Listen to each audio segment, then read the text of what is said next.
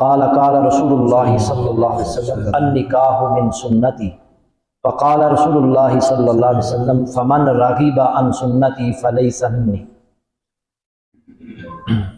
شوہر اور بیوی ایک ایسا رشتہ ہے جو اللہ تعالیٰ نے سب سے پہلے قائم کیا۔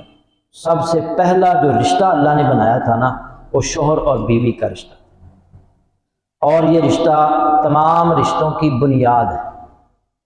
اسی سے انسان کو اولاد ملتی ہے، اسی رشتے سے بہن بھائیوں جیسا مقدس رشتہ وجود میں آتا ہے، اسی رشتے سے انسان والدین کے مقام اور مرتبہ کو پہنچتا ہے۔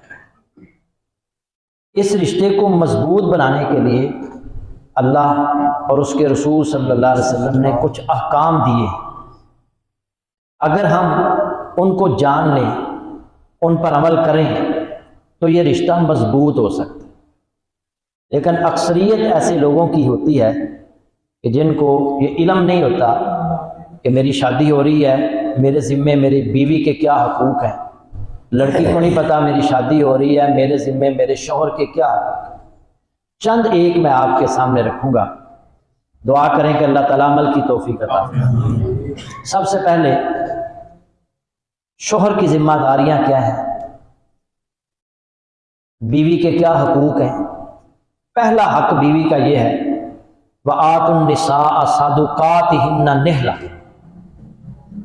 عورتوں کو ان کے حق مہر راضی خوشی۔ حق مہر جو ہے یہ پہلا حق ہے عورت کا، اور یہ اس بات کا اظہار ہوتا ہے کہ نان و نفقہ کا ذمہ دار کون ہے؟ شوہر۔ اور حق مہر کے حوالے سے نا ہمارے یہاں اکثر جب نکاح پڑھانے کا موقع ملتا ہے تو لوگ کہتے ہیں شرعی حق مہر لکھیں۔ شریعت نے حق مہر مقرر نہیں کیا۔ جو شوہر ہوتا ہے اس کی حیثیت کے مطابق حق مہر ہونا چاہیے۔ ہم اکثر ایسے دیکھنے میں آتا ہے کہ بری پر نا لاکھوں روپیہ لگا دیتے ہیں لوگ، لیکن حق مہر معمولی سا جی 3000 لکھ لو، 5000 لکھ لو۔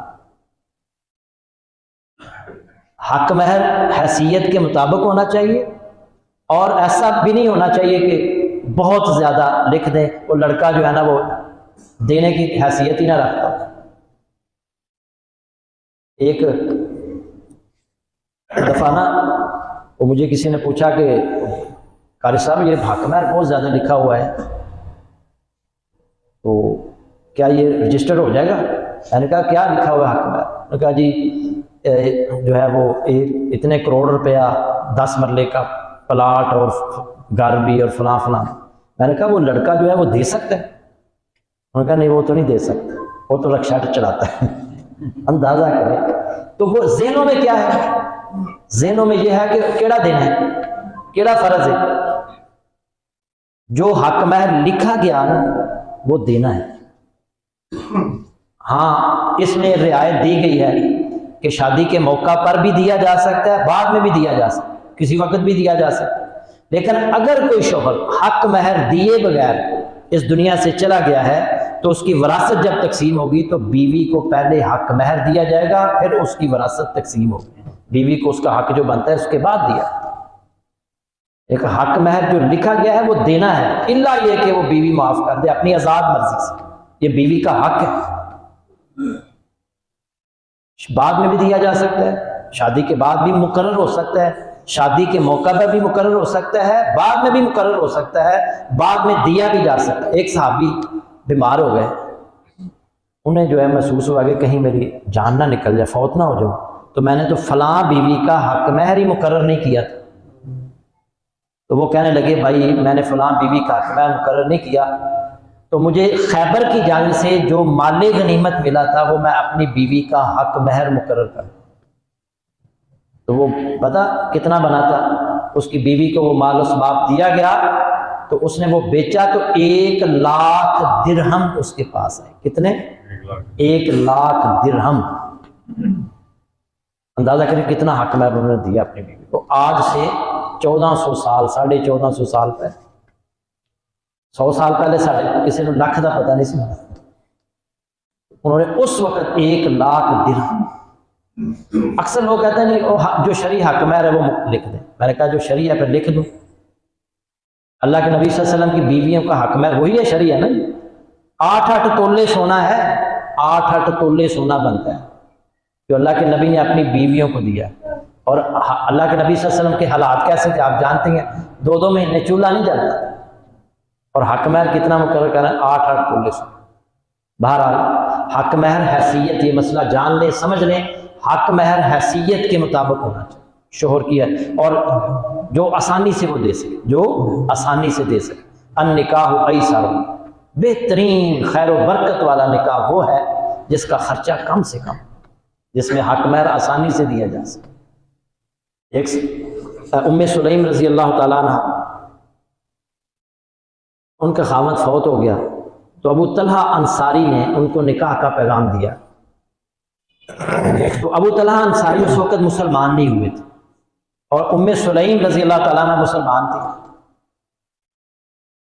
اس وقت یہ حکم نازل نہیں ہوا تھا کہ ایک کافر کا ایک مشرکہ کے ساتھ, ایک مسلمان کا ایک جو ہے نا وہ مشرکہ عورت سے نکاح نہیں ہو سکتا, یہ حکم نہیں آیا تھا. ایک مشرک مرد سے نکاح نہیں ہو سکتا, حکم نہیں آیا تھا. نکاح ہو سکتا تھا اس وقت. تو ام سلیم رضی اللہ تعالیٰ عنہ نے کہا کہ آپ جوان بھی ہیں, خوبصورت بھی ہیں, مالدار بھی تھے, تو آپ کا رشتہ ٹھکرایا نہیں جا سکتا, مگر میں مسلمان ہوں, تم مشرک ہو, میں تمہارے ساتھ نکاح کرنا نہیں چاہتی. ہاں اگر تم مسلمان ہو جاؤ, اگر تم مسلمان ہو جاؤ تو پھر میں تمہارے ساتھ نکاح کر لوں گی اور تمہارا مسلمان ہونا ہی میرا حق مہر ہے. اور ابو طلحہ انصاری رضی اللہ تعالیٰ عنہ, اللہ نے ہدایت دے دی, مسلمان ہو گئے, ان کا نکاح ہوا اور ان کا حق مہر ان کا اسلام قبول کرنا. راوی بیان کرتے ہیں میں نے اس سے بہتر کسی کا حق مہر نہیں.